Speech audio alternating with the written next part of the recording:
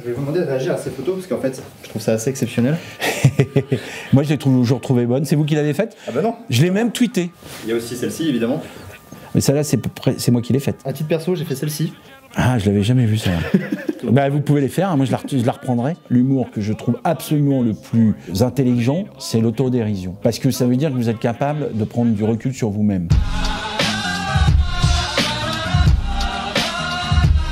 Bonjour, moi c'est Olivier Bianchi et aujourd'hui je suis venu sur En Vrai pour vous parler de Clermont-Ferrand et de son rapport à l'Europe.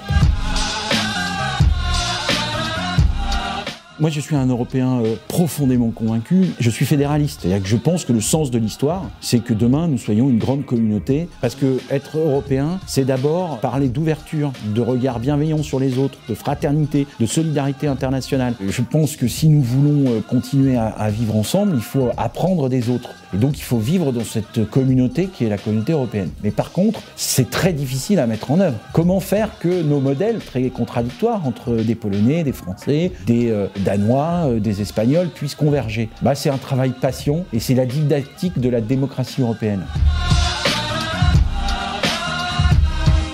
Regensburg en Allemagne, Salford en Angleterre, Aberdeen en Écosse, Oviedo en Espagne et Braga au Portugal. J'aime beaucoup ces villes, j'y suis beaucoup allé. Pour vous montrer que c'est du concret, la fête de la bière à Regensburg, c'est particulièrement intéressant. Intéressant culturellement. Absolument. Évidemment. Ouais.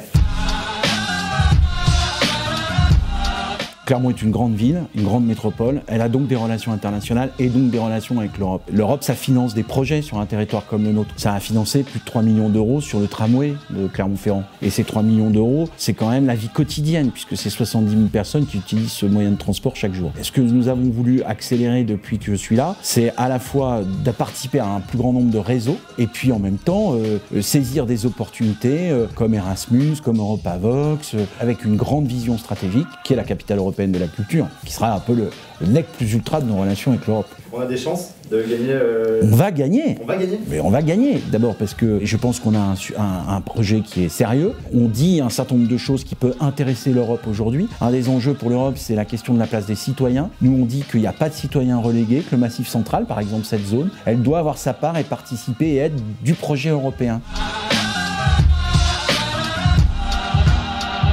Ça va nous faire plaisir, mais ça va surtout créer une effervescence artistique qui va être enthousiasmante pour toute une génération de gens qui connaîtront un événement exceptionnel et qui marquera de façon indélébile notre territoire. Du point de vue européen, ça va faire une grande visibilité. Des milliers de touristes et donc de citoyens européens vont venir à la rencontre des Auvergnats, des Clermontois et des habitants du Massif. On sera enfin au centre de l'Europe.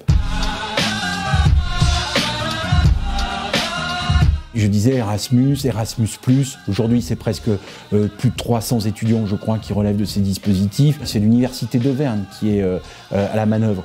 Le centre Europe Direct où on se trouve aujourd'hui, c'est un copartenariat avec le département, c'est une façon de mieux informer les citoyens, de rendre l'Europe plus proche, plus sensible, plus visible. Et puis après, on a adhéré à un grand nombre de projets. Je pense à Urban Pact par exemple, qui est un réseau qui fédère un certain nombre de villes européennes pour travailler sur les questions énergie, sur les questions d'urbanité, sur les questions de mobilité. Donc là, on coopère. On est dans un réseau artistique qui s'appelle Créart, dans lequel là aussi, c'est plein de villes européennes. On a renforcé nos relations avec le réseau des villes Michelin, avec beaucoup de villes européennes, notamment avec l'Italie, qui n'était pas dans notre panier de pays jumelés. Et puis, on a un festival international, mais très européen du court-métrage. Et surtout, la quintessence de ça, c'est Europavox, qui met en valeur la musique et la jeunesse européenne. Voilà, les projets, entre autres.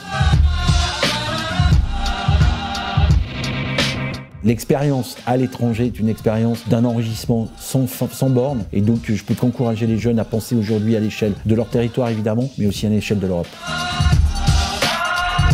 Abonne-toi.